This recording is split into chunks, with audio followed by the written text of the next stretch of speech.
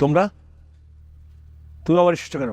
বাবা মা নেই, কিন্তু আমার বাবা মা মারা যাওয়ার আগে আমাকে খুব ভালোভাবে শিখিয়ে গেছে যে মুরব্বীদের দোয়া ছাড়া শুভ কাজ সম্ভব না। আপনার মেয়েও আপনাকে যথেষ্ট শ্রদ্ধা করে, সম্মান করে।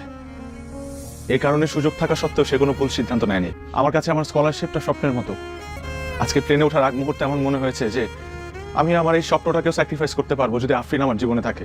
আমি ওকে আমার সর্বস্বটা দিয়ে ভালোবাসি।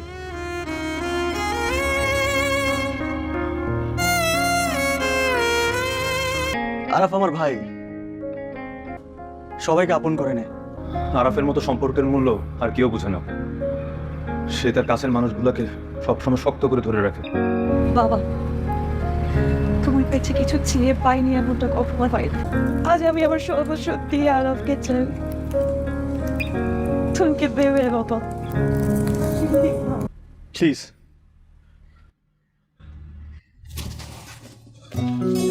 আমার মেয়েকে কোনোদিন কষ্ট দেবে না? কখনো না। ওকে ছেড়ে কোথাও যাবে না?